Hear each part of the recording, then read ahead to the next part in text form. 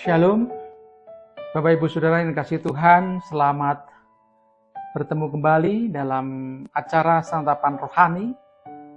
Pada hari ini kita bersyukur karena segala kasih, berkat, dan rahmat Tuhan yang selalu kita rasakan setiap hari oleh karena anugerah-Nya yang besar dalam hidup kita. Saudaraku yang kasih Tuhan, sebelum kita belajar firman Tuhan, mari kita berdoa terlebih dahulu. Bapa yang baik, di dalam nama Tuhan Yesus, kami datang kepadamu, mengucapkan syukur atas segala berkat dan rahmat Tuhan yang selalu kami rasakan di dalam kehidupan kami. Sebelum kami melanjutkan kehidupan kami, Bapa, kami akan dengarkan firman-Mu. Kiranya Roh Kudus-Mu memimpin kami, sehingga kami dimampukan untuk mengerti akan kehendak Tuhan. Kami sambut di dalam nama Tuhan Yesus Kristus. Haleluya, amin. Bapak Ibu Saudara yang kasih Tuhan, untuk renungan pada hari ini kita akan buka Alkitab kita, atau kita akan baca firman Tuhan dari kitab Perjanjian Lama, yaitu dari 1 Raja-Raja 17 ayat 9. Satu ayat kita akan baca. 1 Raja-Raja 17 ayat 9. Di mana renungan pada hari ini saya berikan judul Tuhan yang ajaib. Tuhan yang ajaib. Demikian firman Tuhan. Bersiaplah pergi ke Sarfat yang termasuk wilayah Sidon, dan diamlah di sana. Ketahuilah, aku telah memerintahkan seorang janda untuk memberi engkau makan. Amin. Bapak Ibu Saudara yang dikasihi Tuhan, saya yakin dan percaya bahwa kita semua senantiasa meyakini apa yang senantiasa kita ucapkan, bahwa Tuhan mampu mengatasi setiap hal-hal yang mustahil. Tuhan mampu menembus hal-hal yang mustahil, yang sebenarnya tidak bisa terjadi. Itu bisa terjadi oleh karena kuasa Tuhan. Kita belajar dari kisah ini, Bapak Ibu Saudara yang kasih Tuhan.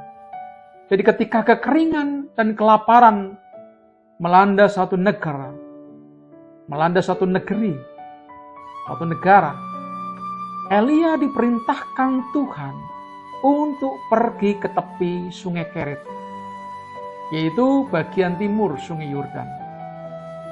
Di sana Nabi Elia minum dari anak sungai itu, dan Tuhan memerintahkan burung gagak untuk memberinya makan. Dalam 1 Raja-Raja 17 ayat 6, di sana dituliskan bahwa pada waktu pagi dan petang, burung-burung gagak membawa roti dan daging kepadanya, dan ia minum dari sungai itu. Namun beberapa waktu kemudian anak sungai itu kering, karena tidak ada hujan, saudara. Karena tidak ada hujan. Apa yang dilakukan Elia? Firman Tuhan yang kita baca tadi, Tuhan memerintahkan kepada Nabi Elia untuk datang kepada seorang janda di Sarfat. Kira-kira menurut akal manusiawi, ketika kita diperintahkan untuk datang kepada seorang janda dalam kondisi itu, dalam kondisi yang seperti itu, di mana Tuhan juga berfirman bahwa Nabi Eli akan dipelihara oleh janda tersebut. Di dalam benak kita sebagai manusia yang biasa, tentu saja kita berpikir, itu tidak mungkin seorang janda memelihara. Mungkin saja kehidupannya sendiri saja susah.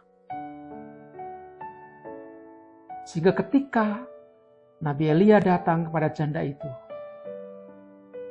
dengan segala kondisinya, dengan jujur, janda itu berkata, kita akan baca dalam 1 Raja-Raja 17 ayat 12. Demikian Tuhan Allahmu yang hidup, sesungguhnya tidak ada roti padaku sedikit pun, kecuali segenggam tepung dan tempayan dan sedikit minyak dalam buli-buli. Dan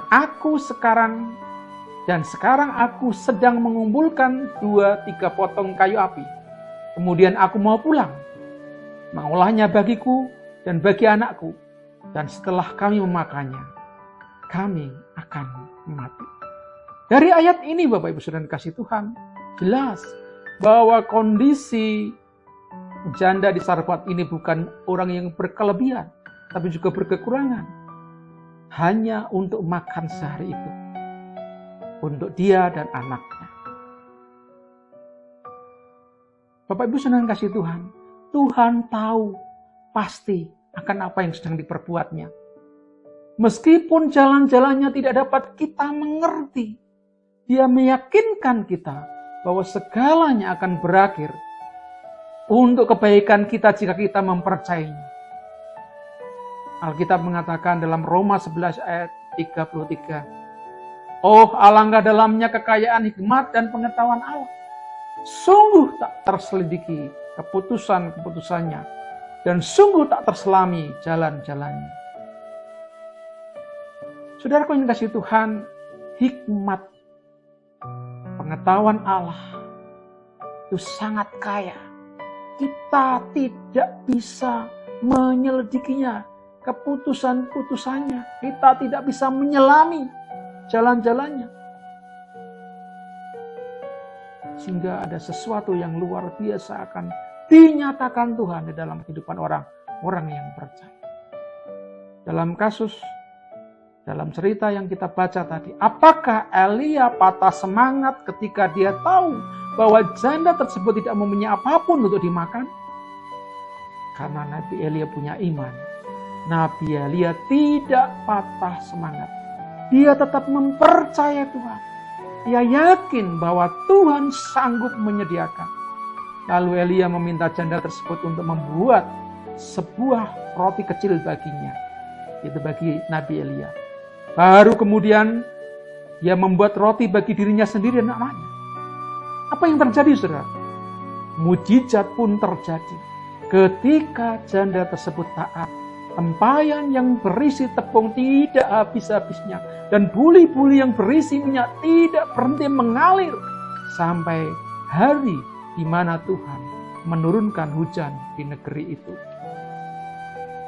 Kita belajar dari kisah ini. Rencana Tuhan itu indah. Keputusan-keputusan Tuhan itu sangat baik. Jalan-jalan Tuhan itu sangat baik dalam kehidupan kita. Kita hanya mempercayai saja. Percaya akan keajaiban yang diberikan Tuhan. Tidak ada perkara yang mustahil bagi Tuhan. Dia selalu punya cara dan jalan keajaiban untuk menolong kita. Dan tugas kita adalah taat dan percaya saja. Tuhan Yesus memberkati. Amin.